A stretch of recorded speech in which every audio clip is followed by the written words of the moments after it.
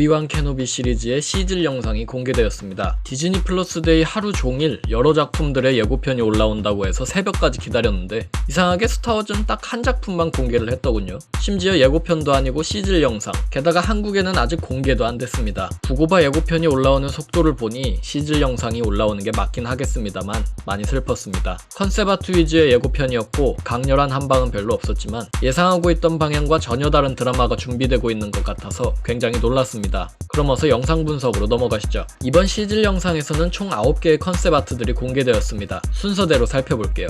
첫 번째 컨셉 아트는 타투인에서 에오피를 타고 거니는 케노비의 모습을 담고 있습니다.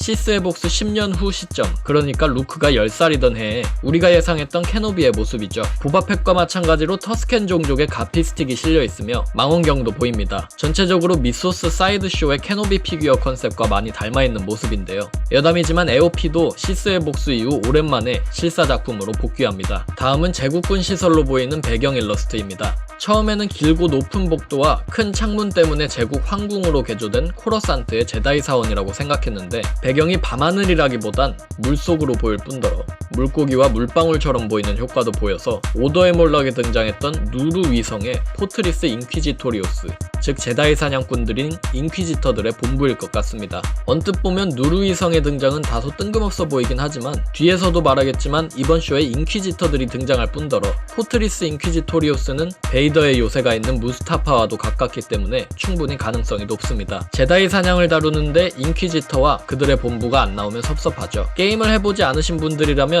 지금이라도 드라마 방영 전에 오더의 몰락을 한 번씩 플레이해보셔야겠습니다. 다음은 타투인 행성에 안착한 인퀴지터의 셔틀을 담은 일러스트입니다. 셔틀 이야기부터 할까요? 셔틀 자체는 로그원에 등장했던 크레닉의 델타 셔틀과 굉장히 닮아 있습니다만 날개에서 큰 차이점을 보입니다. 인퀴지터들의 전용기로는 타이 어드밴스드 V1이나 타이 리퍼, 제타급 왕복선 등이 있는데 또 새로운 기체가 추가되나 봅니다. 흑색과 적색이 혼합되어 무섭게 생기긴 했네요. 그 앞에 있는 인퀴지터로 넘어가 볼까요? 신기하게도 이 인퀴지터는 두 번째 자매의 헬멧을 쓰고 있는데 정작 두 번째 자매가 죽은 지 5년이나 지난 시점이라서 트릴라 수두리일 가능성은 거의 없습니다. 그녀가 살아있을 당시의 회상 장면일지 아니면 죽었다 살아났다는 설정일지, 그렇지 않다면 새로운 인물이 두 번째 자매의 자리를 계승할 것인지도 모르겠습니다만 개인적으로는 컨셉 아트이기 때문에 그냥 모델만 두 번째 자매로 그려둔 것이 아닐까도 싶습니다. 다음 두 장면은 별로 분석할 것이 없습니다. 미확인 행성의 거리를 담은 설정화인데요. 딱히 커멘트할 내용은 없습니다. 그 다음은 코러산트의 지하세계,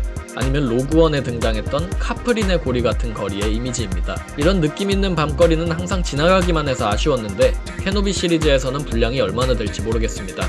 다음은 뜻밖에도 방분기지로 추정되는 공간의 모습입니다. 호스 전투에서 모습을 보였던 T-47 스노우 스피더들이 다소 안착해 있고 그걸 정비하는 메카닉들도 보입니다. 느낌이 혹한 행성은 아닌 것 같은데 제국의 역습 이후로 스노우 스피더를 라이브 액션 매체에서 본 적이 없기 때문에 이 친구들을 정말 오랜만에 볼 수 있을지 기대가 큽니다. 한창 반군 점조직들이 활동하던 시기인 만큼 베이더나 제국군 이야기를 다루며 등장하는 장면일지도 모르겠습니다.